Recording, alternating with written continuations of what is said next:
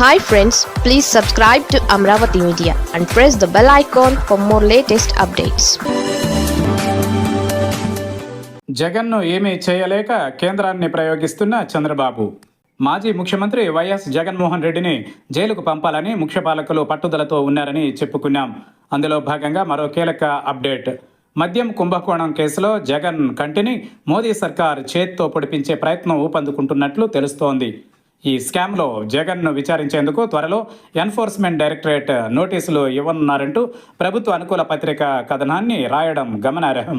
ఇందులో గమ్మత్తు ఏంటంటే, ఇంతవరకు కేసు విచారిస్తున్న సిట్ వైఎస్ జగన్ను విచారించలేదు, కానీ అంతిమ లబ్ధిదారు ఆయనే అంటూ కథనాలు మాత్రం వండి వార్చుతున్నారు. జగన్కు సంబంధించి బలమైన ఆధారాలేవి సిట్కు ఇంతవరకు దొరకలేదు.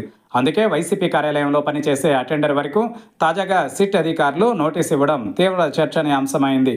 మద్యం కుంభకోణంలో జగన్ను సన్నిహితులైన వారిని విచారించి అరెస్టు చేసినా ప్రయోజనం లేకుండా పోయింది. ఎందుకంటే పాలకుల అంతిమ లక్ష్యం వైఎస్ జగన్ను అరెస్టు చేయడమే. లిక్కర్ స్కామ్లో అంతిమ ప్రయోజనం వైఎస్ జగన్కు ప్రయోజనం కలిగినట్టు ఊహే తప్ప ఆధారాలేవి సిట్ సేకరించలేకపోయింది.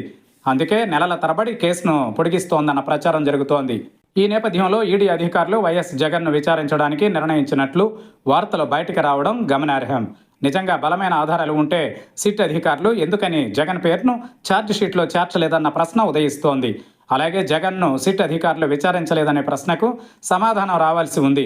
మరోవైపు వైఎస్ జగన్ను ఈడీ ద్వారా ఇబ్బంది పెట్టి తద్వారా నెపాన్ని కేంద్ర ప్రభుత్వంపై వేయడానికి టీడీపీ వ్యూహాత్మకంగా పావులు కదుపుతున్నట్టు కనిపిస్తోంది.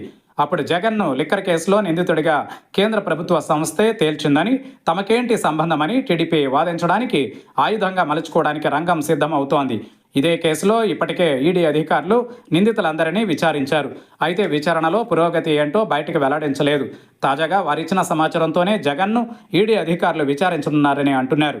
ఈ పరిణామాలు చివరికి ఎక్కడికి దారి తీస్తాయో చూడాలి.